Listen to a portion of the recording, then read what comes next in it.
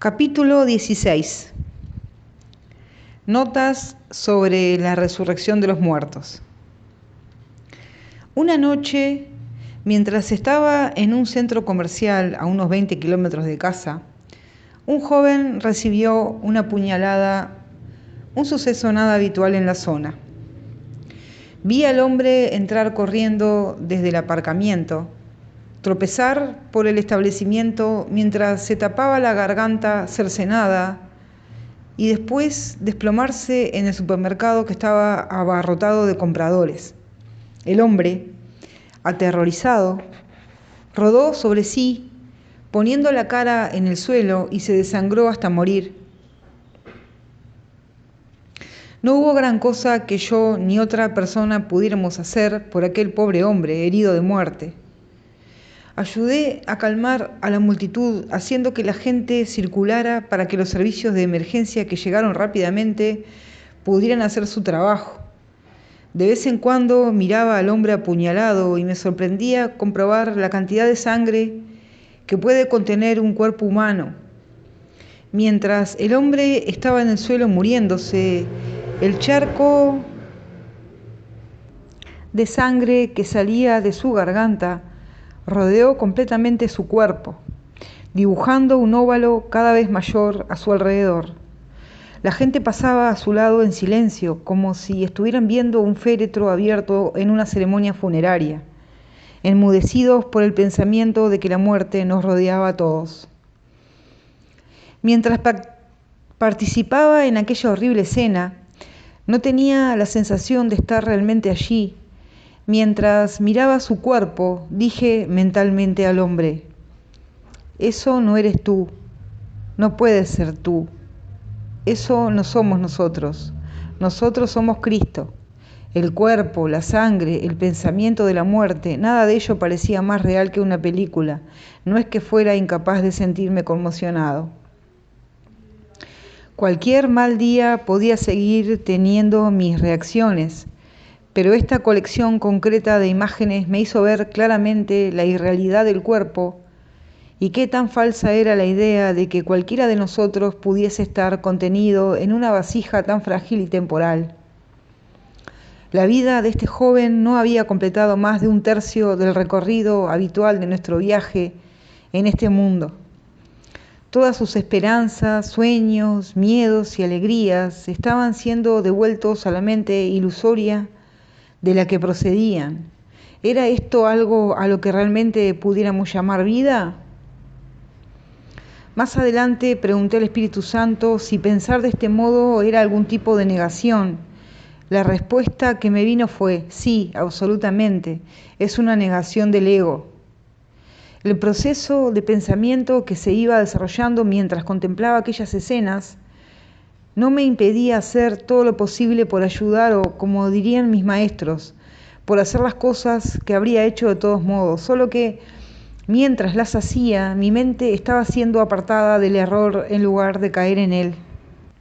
En diciembre del 2000, después de haber reflexionado sobre la muerte y de maravillarme del espectáculo de una elección presidencial que fue decidida por la Corte Suprema más que por la voluntad de los votantes, Arten y Pulsa hicieron su 16ª aparición. Arten: no hay gran cosa que decir sobre la experiencia del centro comercial. Digamos que pone las cosas en perspectiva. Gary: así es. Realmente no somos este cuerpo, lo sé. He tenido muchas experiencias que me lo han dicho, pero esta es la primera vez que el Espíritu Santo ha usado un truco del ego que supuestamente tenía que convencerme de la realidad del cuerpo de otra persona para enseñarme lo contrario. Arten: muy bien. Volveremos al tema que estamos tratando dentro de un minuto, pero antes, brevemente, ¿no te ha gustado el resultado de las elecciones? Gary: ¿qué elecciones? Habría sido mejor que ni siquiera las hubiéramos tenido. El candidato comprado y pagado por las corporaciones pierde por 500.000 de votos oficiales, por no hablar de otro 1.000.000 de votos descalificados, principalmente en las zonas de las minorías, y la Corte Suprema le hace presidente. Y el voto decisorio es emitido por alguien que fue designado por su padre, otro juez de la Corte Suprema, que dijo en público que creía estar en una guerra cultural con sus oponentes. De hecho, anotó al emitir su decisión que sería equivocado contar los votos de Florida porque eso cuestionaría la legitimidad de la elección de Bush. Tengo noticias que darte, amigo mío, la democracia está muerta. Herida sí, pero muerta no. Es cierto que en tu país la voluntad de la gente a menudo puede ser manipulada por los poderes tácticos ocultos, incluyendo los modernos medios de comunicación corporativos.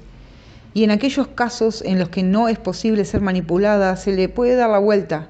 Eventualmente, una investigación de New York Times, que será ignorada en televisión, concluirá que si todos los votos de Florida hubieran sido contados, Gore habría ganado las elecciones. Pero a la mayoría de los americanos le preocupan demasiado sus propias ambiciones para ocuparse del bien común. Esto da como resultado un público políticamente iletrado al que generalmente se puede engatusar para que acepte consecuencias negativas a largo plazo, muchas de las cuales ni siquiera conocen. Esto no siempre se relaciona con el presidente. Podríamos contarte historias como cuando la Junta de la Reserva Federal causó una deliberada inflación a finales de los 70 y comienzos de los 80, a fin de que el americano medio tuviera que ser esclavo de los bancos de por vida para llegar a ser dueño de su propia casa. En esa época la gente pasó de pedir prestados $30.000 a tener que pedir 130.000 o 230.000, teniendo que devolver el cuádruple. Date cuenta de que cuando la inflación descendió, los precios no lo hicieron. El incremento de los sueldos nunca llegó a ser ni la sombra en comparación con el incremento de los precios. El presidente Carter, un hombre bondadoso y espiritual, fue el pelele perfecto para asumir los costes políticos de la situación. Gary, ¿sabes? Recuerdo algo de eso. El presidente Ford sabía que la inflación era un problema. Todo el mundo lo sabía. Incluso decretó una serie de medidas llamadas WIN. Pero cuando Carter fue elegido presidente, la Junta de la Reserva Federal hizo que los tipos de interés bajaran. Dijeron públicamente que estaban intentando evitar una recesión, pero en realidad fue como echar gasolina al fuego. ¡Qué estafa! La mayoría de nosotros no prestamos mucha atención a este tipo de cosas. La gente ha tenido que prestar atención a los resultados de estas elecciones, pero dudo que eso vaya a cambiar nada. Arten, mira el lado luminoso. La política ya no interesará tanto a partir de ahora. Gary, ¿y eso es bueno? ¿No es eso lo que los dueños corporativos del país desean? Arten, es bueno en cierto sentido, porque una de las cosas que puedo garantizarte respecto a la política es que siempre será consistente. Estés en el lado que estés, el otro lado siempre estará allí, pegado a ti. Eso no significa que no debas votar como un modo de hacer valer tu opinión. Siempre has votado. La mayoría de los americanos, aunque se declaran patriotas, ni siquiera se molestan en hacerlo. Pero tú deberías votar, perdonar y hacer que ese perdón fuera tu verdadera contribución a la política. Gary, aunque los resultados sean un fraude.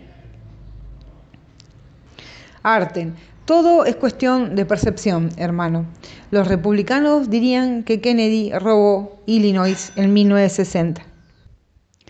Gary, sí, pero incluso si el alcalde Daley de Chicago falsificó algunos votos para Kennedy, de los votantes muertos, Kennedy seguía teniendo suficientes votos electorales para ganar las elecciones en Illinois, sin Illinois. No puedes decir lo mismo de Bush y Florida. Además, Kennedy también ganó el voto popular. Como has indicado, desde 1960 han estado pasando muchas cosas raras para cambiar el país y no precisamente para mejor. En lo que a mí respecta, Eisenhower tenía razón respecto al complejo militar industrial y uno de sus principales movimientos para conquistar el poder absoluto fue el asesinato de Kennedy. Arten, no vamos a entrar en más detalles respecto a esto, pero estábamos hablando de política y elecciones. La cuestión es que incluso si algunas de ellas han sido fraudulentas, a veces se gana y a veces se pierde. Eso es dualidad. Solo con Dios es imposible perder. Y por eso tu verdadero trabajo siempre regresa al perdón. Entonces, ¿puedes perdonar esta elección? Gary, de acuerdo, hermano. Detestaría que mi cuerpo muriera teniendo algo tan estúpido como esto sin perdonar. Arten, excelente. Como sueles pensar que eres un especulador y un capitalista, de vez en cuando nos hemos tomado el tiempo de hablar contigo de dinero y de política.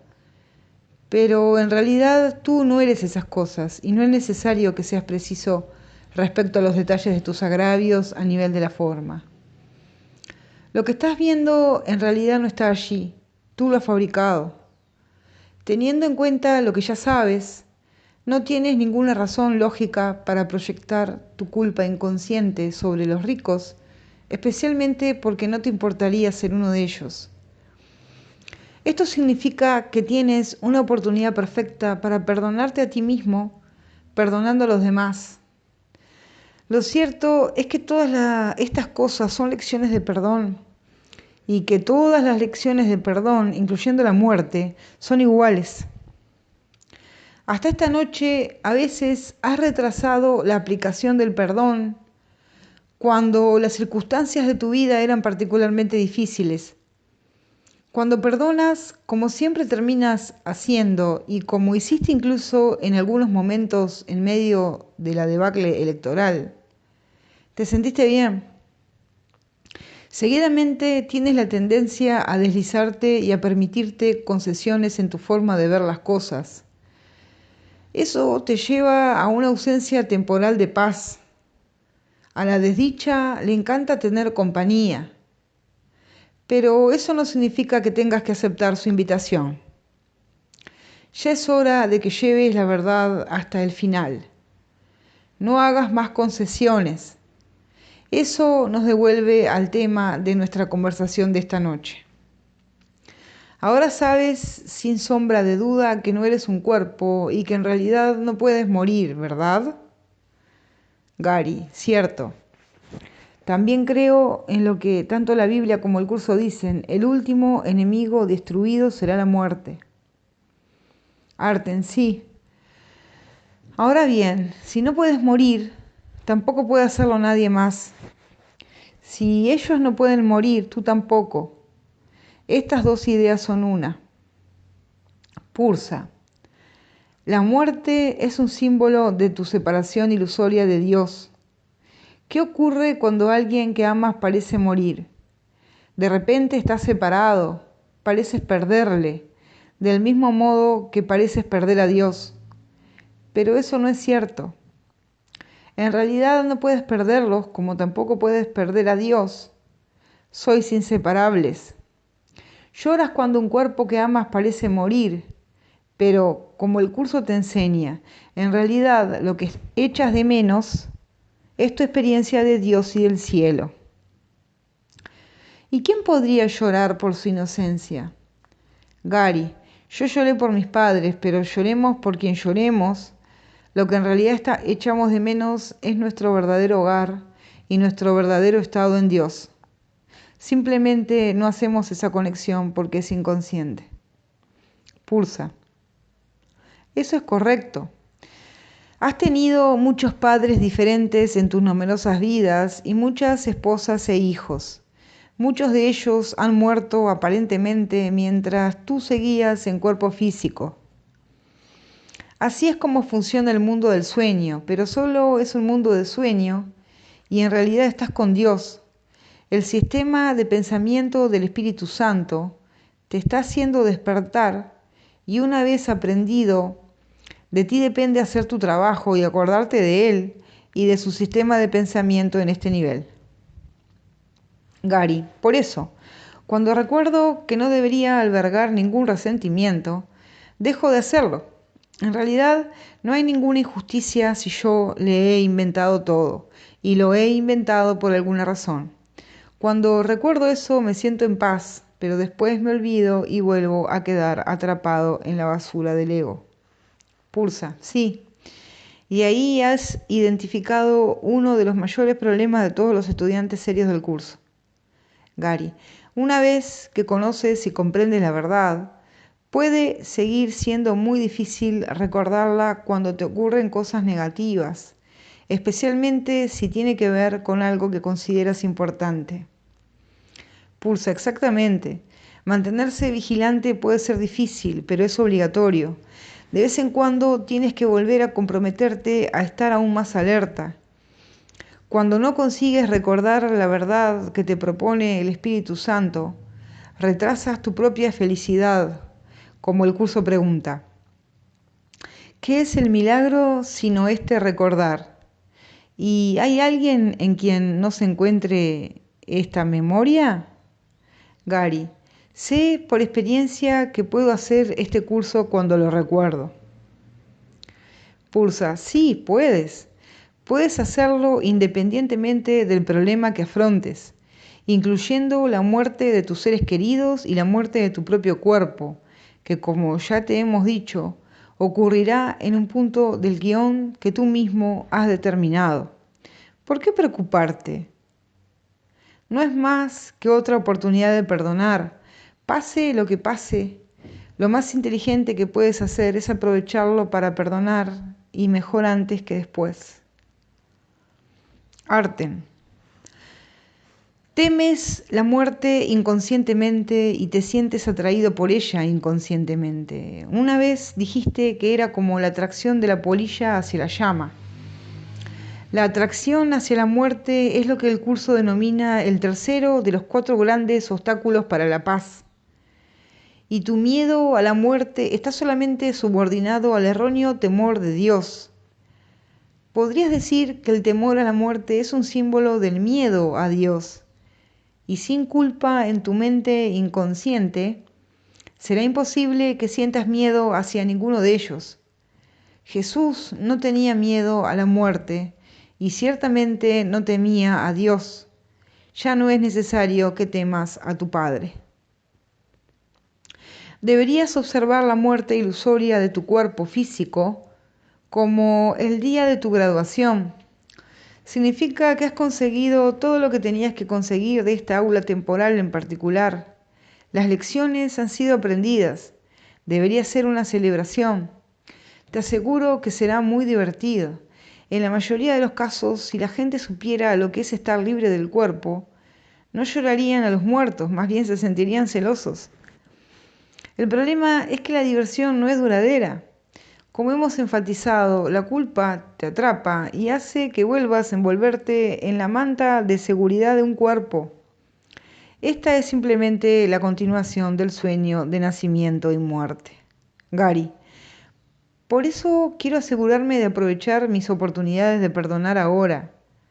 De ese modo la muerte será más divertida y yo podré estar más adelantada en mi progreso, ya sea que parezca estar en un cuerpo o no. Si llego a iluminarme en esta vida, genial. Si no, seguiré estando mucho mejor. Habéis hablado de la reencarnación, pero ahora entiendo que solo es algo que parece ocurrir, solo estoy soñando que voy de un cuerpo al siguiente. Arten, eso es cierto. En cuanto a la reencarnación, en realidad no importa lo que se crea, siempre que se perdone, el curso dice, lo único que tiene que reconocer, no obstante, es que el nacimiento no fue el principio y que la muerte no es el final. Gary, de modo que la conciencia, aunque es un estado irreal, continúa después de la aparente muerte del cuerpo. Cuando despiertas completamente del sueño, la conciencia desaparece y experimentas tu unicidad con Dios y con toda la creación. Pulsa. Ha sido todo lo exacto que se puede ser, hermano. Todos entraremos en el reino juntos, porque como hemos dicho, el tiempo solo es una ilusión. No transcurre ninguna larga espera entre el momento de iluminación y la iluminación de los demás, porque la iluminación es un estado de ser que está más allá de los confines del tiempo y del espacio. La mente hizo el tiempo y el espacio y por lo tanto debe, por definición, estar fuera de ellos. Una cosa más, está bien llorar la muerte de un ser querido al principio. La gente suele tardar algún tiempo en perdonar algo así. Actúa siempre apropiadamente en tus tratos con los demás. Gary. Hace tiempo mencionaste algo sobre Jesús sanando a unas personas que ya estaban muertas. Asumo que Lázaro era una de ellas, pero ¿cómo fue que hizo Jesús? Arten. El acto de resucitar a un muerto no es diferente de sanar a un enfermo. El verdadero sanador sigue siendo la mente del paciente. Tú te unes con esa mente a fin de recordarle su verdadera identidad. Jesús estaba tan avanzado que no estaba dispuesto a hacer concesiones respecto a una idea tan importante, como dice en el curso, comentando tu relación con Él. Tu mente optará por unirse a la mía y juntos somos invencibles. Tú y tu hermano os uniréis finalmente en mi nombre y vuestra cordura os será restaurada. Resucité a los muertos porque sabía que la vida es un atributo eterno de todo lo que Dios viviente creó. ¿Por qué crees que habría de ser más difícil para mí inspirar a los desanimados o estabilizar lo inestable? Yo no creo que haya grados de dificultad en los milagros. Tú sí. Gary. De modo que para él resucitar a los muertos no era más difícil que curar a los enfermos o perdonar a alguien por decirle algo desagradable o cualquier otro milagro. Todos son iguales, siendo la vida un atributo eterno de todo lo que Dios creó. Jesús sabía que la muerte no existe realmente, solo lo que Dios creó es real y lo que Él creó nunca morirá. Arten, sí, no olvides que el cuerpo es solo un símbolo. Jesús no estaba haciendo que el cuerpo de Lázaro fuera nada especial, el mismo modo que no hacía que su propio cuerpo fuera especial. Hacer que la mente reanimara temporalmente la proyección corporal era simbólico. El cuerpo mismo es insignificante. La cuestión es enseñar que simplemente no hay muerte, a pesar de lo que dice la Biblia. Lázaro no permaneció en su cuerpo por mucho tiempo una vez que Jesús lo resucitó. Dejó su cuerpo de lado e hizo su transición alegremente y en paz, porque se le había mostrado que no hay absolutamente nada que temer. Gary. De acuerdo. De modo que Jesús se unió con la mente de Lázaro mientras todo el mundo pensaba que era carne muerta en la tumba. Es como si Jesús se uniera con su propia realidad como Cristo o el Espíritu Santo y al mismo tiempo se uniera como uno con Lázaro. Las mentes están unidas, de modo que Jesús pudo hacer brillar su amor sobre la mente de Lázaro y ambos fueron uno con el Espíritu Santo, pues Jesús ya sabía que Él era su verdadera identidad. Esto, a su vez, recordó a Lázaro quién era verdaderamente, haciendo que su mente reanimase su proyección corporal como símbolo de la negación de la muerte. Arten. Te elegimos sabiamente, hermano. No lo olvides, Jesús estaba todo lo avanzado que se puede estar en su capacidad de unirse a los demás a nivel mental y recordarle su inocencia. Por eso era tan buen sanador. No te sientas decepcionado si no resucitas a los muertos en tu primer intento. Gary, lo entiendo. Si llega el día en que bendigo a alguien cuyo cuerpo esté muy muerto y se levanta y empieza a caminar por allí, entonces lo tomaré como una señal inequívoca de que estoy a punto de algo. Arten, muy bien. Hace años te dijimos que no podrías entender cómo proyectamos nuestros cuerpos, pero ahora comprendes mucho más y has avanzado notablemente hacia el objetivo. En resumen, proyectas tu imagen corporal del mismo modo que proyectas imágenes cuando estás soñando por la noche. Tu mente está proyectando una película, entonces en tu experiencia parece que los ojos de tu cuerpo están viendo tu propio cuerpo y todos los demás cuerpos, pero en realidad es tu mente aparentemente separada la que está viendo sus propios pensamientos proyectados desde otro nivel oculto. Cuando la mente retorna a la totalidad, no hay separación de niveles y por lo tanto no hay ninguna película proyectada ni ningún cuerpo que ver. Entonces tu cuerpo desaparece de la película. Como todo lo demás, el cuerpo es una experiencia mental y no física.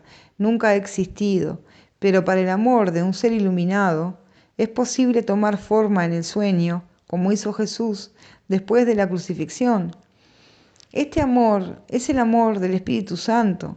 Después de todo, tendrías que empezar por ser uno con Él para estar iluminado. Pulsa. Conforme transcurran los años, tú, querido hermano, seguirás aprendiendo y creciendo, y a medida que crezca tu conciencia, comprenderás cada vez más sobre estas cosas. De nuevo, sería útil que estuvieras aún más dispuesto a perdonar a partir de ese momento. Has perdonado mucho a lo largo de los últimos años. ¿Por qué no ahondar aún más en tu determinación? Gary, entiendo. El curso habla mucho de no hacer concesiones y creo que estoy preparado para ser más serio en este sentido. Pulsa, excelente. Deja que otros hagan concesiones respecto a los postulados del curso. Tu trabajo no es detenerlos, solo perdónalos. Tú no tienes necesidad de hacer concesiones y en realidad no hay nadie más ahí afuera. Solo hay un ego que aparece como muchos. No hay creencia donde la concesión esté más voluntariamente aceptada. Entre los aparentemente separados que en la creencia del sueño de la muerte, como dice el curso. Si la muerte es real para una sola cosa, la vida no existe. La muerte niega la vida. Pero si la vida es real, lo que se niega es la muerte. En esto no puede haber transigencia alguna. O bien existe un Dios de miedo o bien uno de amor. El mundo intenta hacer miles de transigencias al respecto y tratará de hacer 1000 más. Ni una sola puede ser aceptable para los maestros de Dios, ya que ninguna sería aceptable para Dios. Él no creó la muerte, puesto que no creó el miedo. Para Él, ambas cosas están igualmente desprovistas de sentido. La realidad de la muerte está firmemente arraigada en la creencia de que el Hijo de Dios es un cuerpo, y si Dios hubiese creado cuerpos, la muerte sería ciertamente real, pero en ese caso Dios no sería amoroso. Ningún otro punto ilustra en forma tan clara el contraste que existe entre la percepción del mundo real y la del mundo de las ilusiones. Gary, una vez más, el mundo real es lo que veré, no con los ojos de mi cuerpo, sino con mi actitud, cuando haya perdonado completamente al mundo y no proyecte en él ninguna culpabilidad inconsciente. Eso también significaría que he sido perdonado completamente y que la percepción y el tiempo están llegando a su fin para mí. Pulsa, eso es correcto, hermano mío.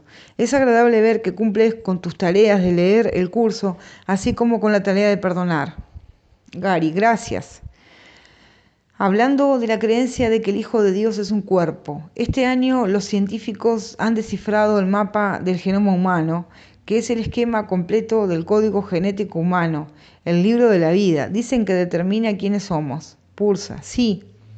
Adoran la complejidad y la supuesta belleza del cuerpo e ignoran la mente que lo dirige. Eso es como pensar que un ordenador que no puede hacer nada por sí mismo es importante y que hay que ignorar al programador que le dice qué hacer. El ego ha triunfado temporalmente. Recuerda, si algo permite a los investigadores descubrir tratamientos para las enfermedades que puedan ayudar a la gente, no nos opondremos a ello. Ya hemos indicado que la mayoría de las mentes pueden curar los cuerpos con más facilidad si media un tratamiento que la persona pueda aceptar sin miedo.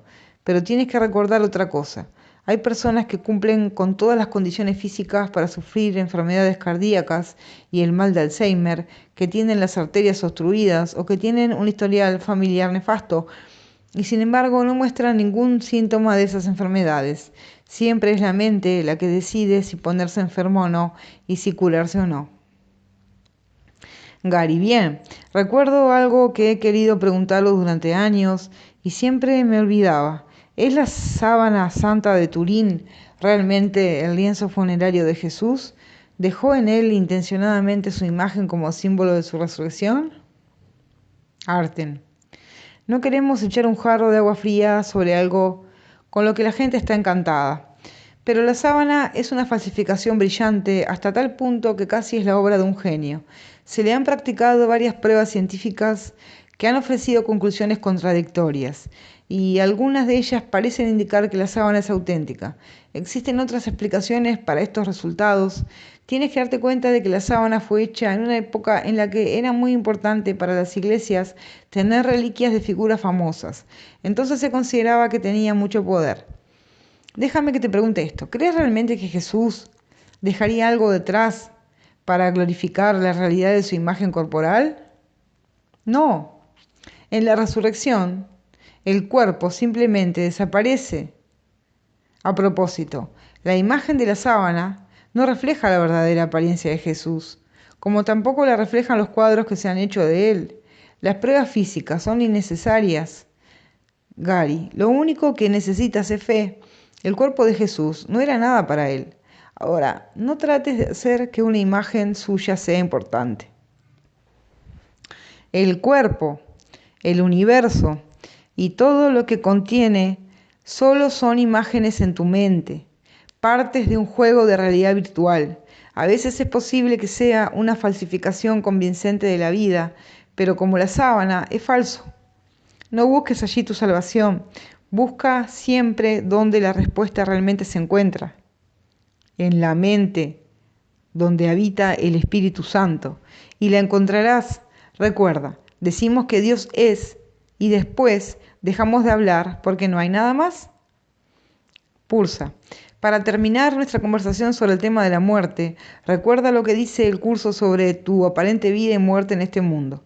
En cualquier otro estado que no sea el cielo, la vida no es más que una ilusión. En el mejor de los casos parece vida, en el peor muerte. Ambos son, no obstante, juicios acerca de lo que no es la vida, idénticos en su inexactitud y falta de significado. Fuera del cielo, la vida es imposible, y lo que no se encuentra en el cielo no se encuentra en ninguna parte. Jesús te llama a estar con Él y a unirte a Él donde la vida realmente está. El primer advenimiento de Cristo no es más que otro nombre para la creación, pues Cristo es el Hijo de Dios. El segundo advenimiento de Cristo no significa otra cosa que el fin del demonio del ego y la curación de la mente. Al igual que tú, fui creado en el primero y te he llamado para que te unas a mí en el segundo. Si estás preparado para responder a la llamada, entonces, sabiendo la profunda que puede ser la culpabilidad inconsciente, estarás cada vez más determinado a perdonar a tu hermano a cada oportunidad que tengas. Y estarás con él cuando acabe el tiempo y no quede rastro de los sueños de rencor en los que bailas al son de la muerte. Fin del capítulo 16.